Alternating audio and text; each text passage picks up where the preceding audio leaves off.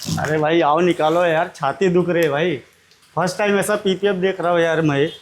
इतना हार्ड और ग्लू कैसा छोड़ रहा है। इसको खींचने के लिए ना भाई लगता है मुझे क्रेन बुलाना पड़ेगा। ताडपदरी आहे, ऑलमोस्ट ताडपदरी आहे. हे जरा पण स्ट्रेच होत नाहीये. हे चारही पॅनल आहेत, ते चारही पॅनल रिपेंट असल्यामुळे ह्यावरचा क्लिअर कोट निघालेला आहे. यूट्यूब आणि इंस्टाग्रामवरती बरेचसे कॉमन व्हिडिओ असतात की त्यामध्ये स्कॅम झालेला असतो एखाद्यासोबत. असा स्कॅम एक तुम्हाला दाखवतो. आता हे जे पीपीएफ या गाडीवरती लावलेलं आहे, तर हे पीपीएफ खूप जाड आहे, पण आपण ह्याला पीपीएफ नाही म्हणू शकत. ताडपदरी आहे, ऑलमोस्ट ताडपदरी आहे. हे जरा पण स्ट्रेच होत नाहीये. स्ट्रेचेबिलिटी काहीच नाही आहे, त्यामुळे या पीपीएफवरती क्रॅकिंग आलेलं आहे. पण अजून एक प्रॉब्लेम होता या गाडीमध्ये. गाडी जेव्हा शोरूममधून त्यांनी आणलेली होती तेव्हा पण त्याच्यासोबत स्कॅम झालेला होता, कारण ही गाडी रिपेंट होती. तुम्ही आता हा भाग पूर्ण बघाल, लेफ्ट साईडचा भाग जो आहे हा पूर्ण रिपेंट आहे. त्यामुळे हे जे पीपीएफ काढताना इकडे क्लिअर कोट जो आहे हा निघालेला आहे. आता तुम्ही म्हणाल की कसं काय तुम्ही सांगू शकता. तर हा जो भाग आहे रिपेंट असल्यामुळे जो क्लिअर कोट होता तो कच्चा होता आणि पीपीएफ त्यावरतीच लावलं गेलं. हे चारही पॅनल आहेत, ते चारही पॅनल रिपेंट असल्यामुळे ह्यावरचा क्लिअर कोट निघालेला आहे. आपण जर त्या साईडला बघू तर ही जी बाजू आहे यावरती कुठेही तुम्हाला पेंट गेलेला दिसणार नाही आहे. पीपीएफ ही सेम आहे, सगळ्या गोष्टी सेम आहेत. मग इकडचा पेंट काय नाही गेला, कारण हा जो पेंट आहे हा कंपनीमधून जी गाडी येते हा ओरिजिनल पेंट आहे, OEM फिनिश आहे. आणि त्या साईडला पेंट जो आहे हा रिपेंट आहे, त्यामुळे हा प्रॉब्लेम झालेला आहे. तर दोन्ही ठिकाणी स्कॅम झालेले आहेत आपल्या क्लायंटसोबत. तर आपण या गाडीचं पीपीएफ काढून ती बाजू रिपेंट करून आपण ह्याला पुन्हा एकदा सिरामिक कोट आणि कंप्लीट डिटेलिंग करणार आहोत. ऑलरेडी काम सुरू केलेलं आहे, बघू शकता पुन्हा एकदा. दिस इज नॉट पीपीएफ. हे जरा पण स्ट्रेच होत नाही आहे आणि काहीतरी वेगळंच मटेरियल आहे. हे अनयुज्युअल आहे. मी फर्स्ट टाईम असं मटेरियल बघतो आहे. एवढं जाड आहे ना, साधारण 200 मायक्रॉनचं पीपीएफ आपण समजू शकतो की हे जवळपास 250 मायक्रॉनच्या पेक्षा पण जास्त आहे. पण आता स्ट्रेचेबिलिटी नाही आहे, त्यात ग्लॉस नाही आहे, काहीच राहिलेलं नाही. आणि पीपीएफ जे आहे तुम्ही बघाल तर पूर्ण क्रॅकिंग आहे. सो मित्रांनो, जर तुम्ही तुमची गाडी जर कुठे शोरूममधून पीपीएफ करून घेत असाल किंवा कोणत्याही ठिकाणाहून जर स्वस्तात पीपीएफ करून घेत असाल तर be aware this type of scams. आणि यामुळेच बऱ्याच लोकांचं नुकसान होत असतं. बघा आता हे 2 वर्षातच आपण पीपीएफ काढत आहोत आणि जवळपास लाख रुपये पीपीएफसाठी खर्च केलेले आहेत, पण तरीसुद्धा त्यांना ही क्वालिटी मिळाली नाही. सगळ्यात शेवटचा जो ट्रस्ट फॅक्टर जो असतो खूप इम्पॉर्टंट असतो. जर तुम्ही तुमची गाडी कोणाकडे पीपीएफ करायला देत असाल किंवा कोणत्याही कामाला देत असाल तर ट्रस्टेड ठिकाणीच द्या. अरे भाई आओ निकालो यार, छाती दुख रही है भाई। फर्स्ट टाइम ऐसा पीपीएफ देख रहा हूँ यार मैं।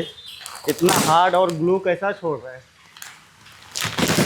पूरा छाती की वाट लग रही है भाई, खींच खींच के।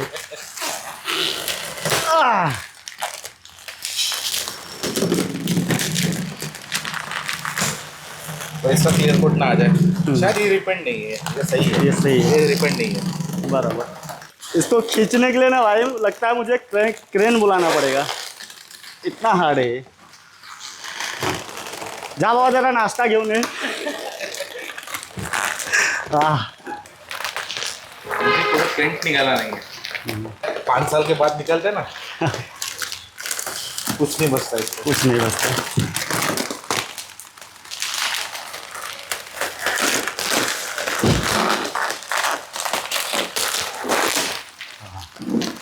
चलो नसीब इसका कलर नहीं निकला, इसका पेंट अच्छा रहेगा, क्वालिटी बच गया।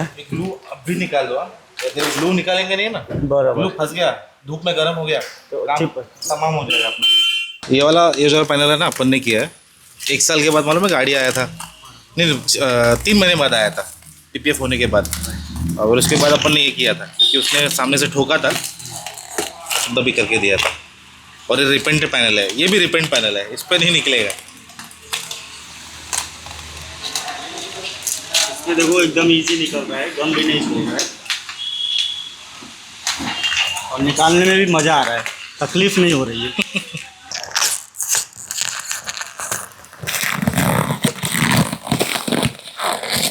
हा रिपेंट पॅनल असून सुद्धा यावरती कुठेच ना गम सुटला आहे ना कुठे कलर गेला आहे.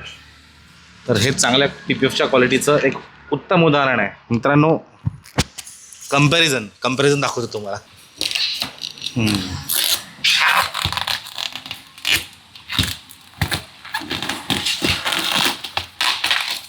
पीपीएफ करना है तो अच्छे क्वालिटी का करो, और ताल पट्टी डाल के डबल खर्चा मत करो गाड़ी पे। एकदम लोकल पीपीएफ कभी मत करो गाड़ी को। अरे आदमी पैसा देता है, प्रॉब्लम वो नहीं है। पैसा देते हैं तो इसमें लाख रुपए दिया है, लाख रुपए दे के भी अगर ऐसा मिल रहा है तो क्या मतलब है। तो वो पैसा खर्चा करना आता है लेकिन सही जगह पे नहीं जाते, सही जगह पे जाना जरूरी है।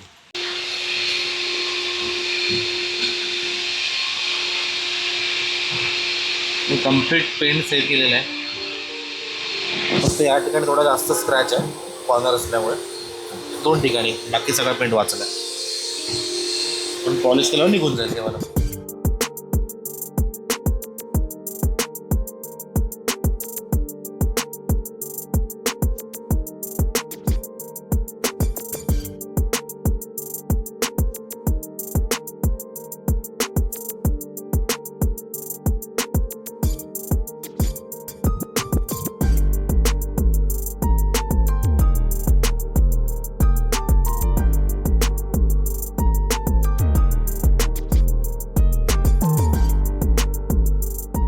मित्रांनो, पेंटिंगच्या प्रोसेसमध्ये सगळ्यात पहिल्यांदा टप्पा येतो डेंटिंगचा।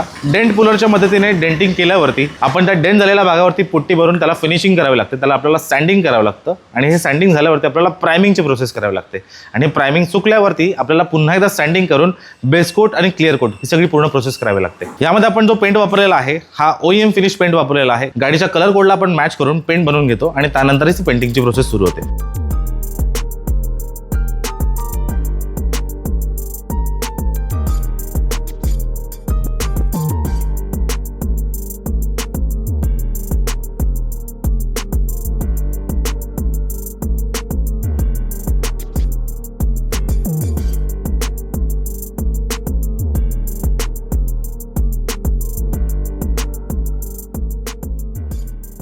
मित्रांनो, पेंटिंगची प्रोसेस झाल्यानंतर गाडीला बेक करावं लागतं आणि ही बेकिंगची प्रोसेस झाल्यावरती सेकंड डे आपण गाडीची सँडिंग करतो आणि सँडिंग झाल्यावरती आपण या गाडीवरती बफिंग पॉलिशिंग करून प्रॉपर सिरामिक कोटिंगचं ॲप्लिकेशनही करणार आहोत।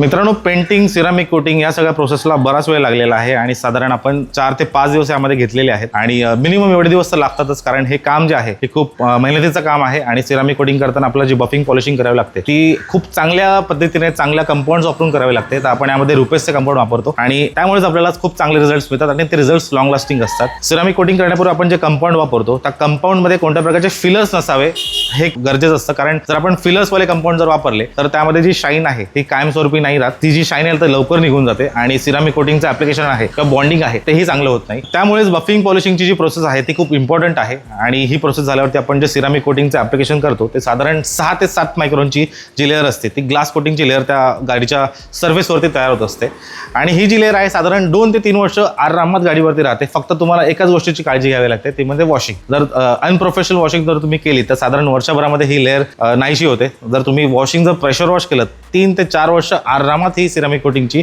लेअर लास्ट करते.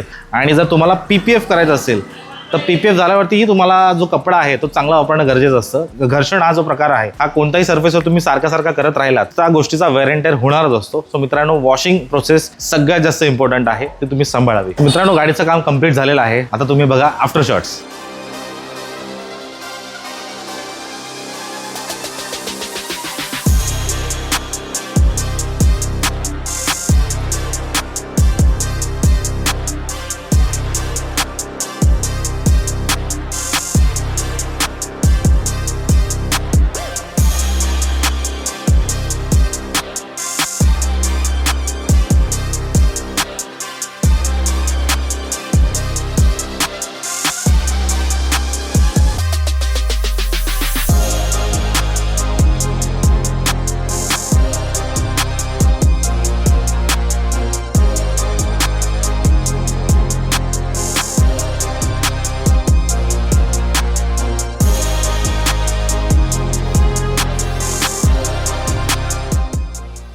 मित्रांनो, तुम्ही चॅनलवरती नवीन असाल तर आपल्या चॅनलला सबस्क्राईब करायला विसरू नका आणि तुमच्या मित्रपरिवारापर्यंत आपला चॅनल नक्की घेऊन जायला मदत करा. आणि जर तुम्हाला तुमच्या गाडीवरती अशा प्रकारची कोणती सर्व्हिस घ्यायची असेल किंवा तुम्हाला कोणत्याही क्वेरीज असतील तर मी खाली माझा नंबर देत आहे, सोबत ॲड्रेस पण देत आहे. तर नक्की कॉल करा आणि बघत राहा detailing Yogi. Thank you so much.